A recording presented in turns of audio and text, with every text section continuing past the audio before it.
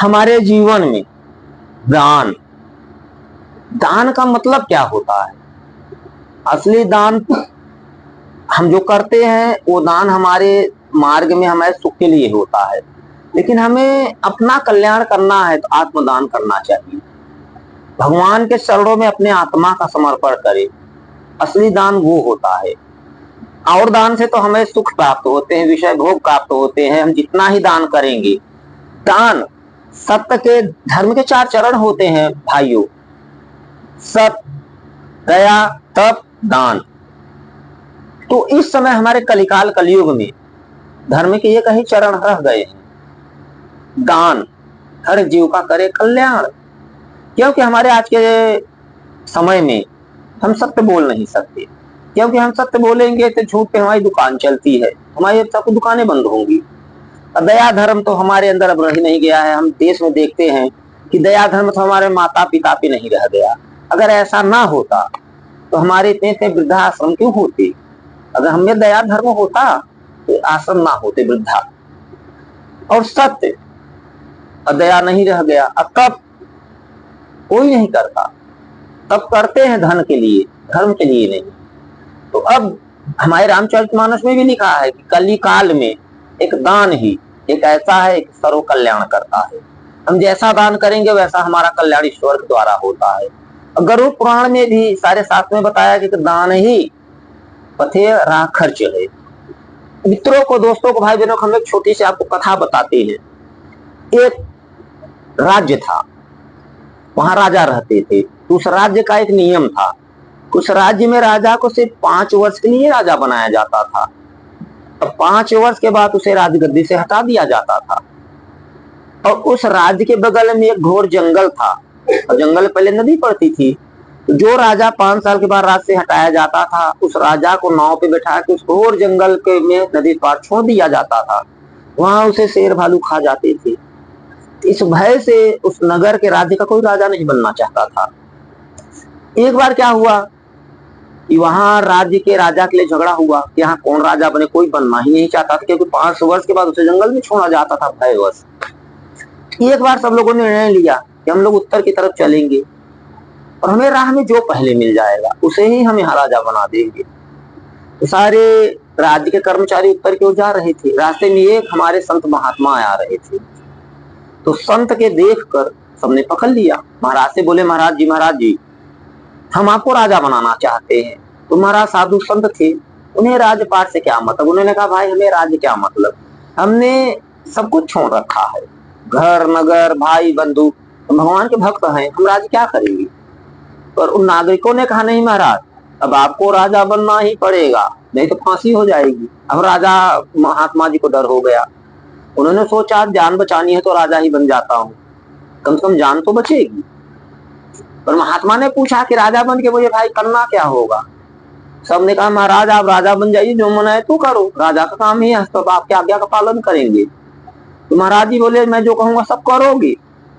नगर वालों ने कहा, भैया आप राजा महाराज जी बनेंगे तो आपका आज्ञा का पालन हम राज्य वाले करेंगे। महाराज ने बोला, ठीक है भाई 5 साल तो मेरी राज्य रहेगी। महाराज जी बोले, हाँ।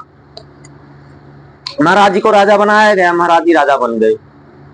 अब महाराज जी ने सोचने लगे कि मैं क्या करूं। तो देखो, जो संत भक्त होते हैं सब व्यवस्था कर लेते हैं, जो भक्त होते हैं। महाराज जी ने मंत्री को बुलाया, मंत्री को आदेश दिया कि मंत्री तत्काल जंगल के उस नदी के उस पार जाओ, जितनी जंगल है उसकी सफाई कर दो। सारी फोर्स लगा के संत ने उस जंगल को साफ करवा दिया। अब वहां कोई वृक्ष जंगल ही नहीं रह गया, सारे जंतु गायब, सफाचट मैदान। फिर महाराज जी ने कहा, ऐसा करिए मंत्री कि हमारे नदी पे पुल बना दीजिए इस पार से उस पार, ताकि हम आ जा सके। मंत्री ने तुरंत बनवा दिया, साल भर में बन गया। अब 1-1.5 साल के अंदर जंगल साफ हो गया, पुल बन गया। फिर राजा ने आदेश दिया कि ऐसा करिए मंत्री, 3.5 साल का समय है और उस पार में इस नगर से भी उत्तम नगर बना दो जंगल में। वहां बावली, कुआं, प्याऊ, पांसला, धर्मशाला, विद्यालय, अस्पताल सब खुलवा दो। अब मंत्रियों ने सब वही किया। अब धीरे धीरे समय महाराज जी का 5 वर्ष पूछ गया। तो महाराज जी पूछते हैं मंत्रियों से कि मुझे राज्य छोड़ना पड़ेगा। तो मंत्री कहते, नहीं महाराज आप राज्य मत छोड़िए, महाराज ने बोला आप ही ने कहा 5 साल के राजा बनना पड़ेगा। तो महाराज जी से मंत्री पूछते महाराज आप यहाँ रहोगे या उस पार? तो महाराज ने कहा मैं यहाँ क्या करूंगा भैया, मैं उस पार जाऊंगा, मैंने अपने लिए नगर बनवाया है जंगल को साफ करा के। तो महाराज उस पार चले गए। तो कथा का सारांश दोस्तों भाइयों बहनों ये है कि जंगल क्या है और राज्य क्या है, इसका विश्लेषण सुनिए। राज्य हमारा मानव शरीर है, विधाता ने हमें, ईश्वर ने 10 साल 20 साल 100 साल 50 साल के लिए शरीर दिया, यही हमारा राज्य है। इस राज्य को निश्चित है छोड़ना पड़ेगा और घोर जंगल यमपुरी मार्ग है। तो चतुर जो मानव होते हैं वो अपना जंगल साफ कर लेते हैं, अर्थात यहाँ सत्कर्म करके मानव शरीर से। जब हम यहाँ सत्कर्म करेंगे तो हमारे लिए नरक का जंगल साफ हो जाएगा और वहां हमारे लिए स्वर्ग, घर, महल, प्याऊ, कुआं, बावली, मार्केट, बाजार सब बन जाएगा। अगर वहां का जंगल हमें साफ करना है भाइयों तो यहाँ हमें भक्ति से, भागवत से, भगवान से, सत्संगत से, धर्म से, अच्छे कर्मों से जुड़ना पड़ेगा ताकि हम यहाँ पे राज्य करें और वहां का जंगल साफ करें। यही मानव जन्म का उद्देश्य है और दान ही करेगा कल्याण। तो अगर हमें वहां का जंगल साफ करना है तो यहाँ पे सत्संग से, भक्ति से और ज्यादातर संत महात्माओं से जुड़ना है। बिनु सत्संग विवेक न होई, श्री राम कृपा बिनु सुलभ न होई, और जो रघुवीर अनुग्रह कीना तो तुम मोहि दरस दीना। ऐसा तुलसीदास महाराज जी ने लिखा है रामायण में कि बिना सत्संग के विवेक ज्ञान नहीं होता। वो भी कब मिलता है? जब प्रभु श्री राम की हम पे कृपा होगी, हमारे पूर्व जन्म के अच्छे प्रारब्ध होते हैं, तब हमें सत्संग करने का मन विचार उत्पन्न होता है। ऋषिकेश, श्रीमद् भगवत गीता में अर्जुन ने भगवान को ऋषिकेश कहा। ऋषिकेश का मतलब होता है जो हमारे इंद्रियों का संचालन करे। भगवान श्री कृष्ण सारथी रथ के नहीं थे, अर्जुन के मन के सारथी थे। डोर तो घोड़ों की पकड़ रखे थे पर लगाम लगाते थे अर्जुन के मन की।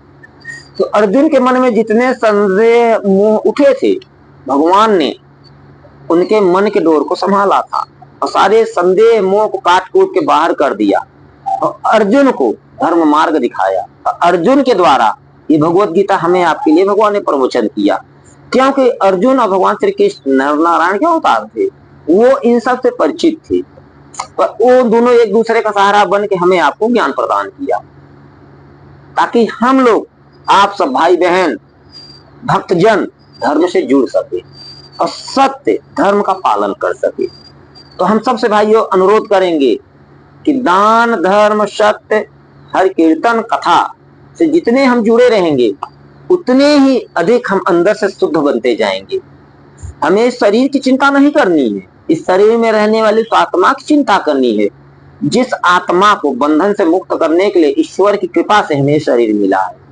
ये शरीर भाइयों हमें विषय भोग के लिए नहीं प्राप्त होता, ये शरीर हमें प्राप्त होता है इन भय बंधन से छूटने के लिए।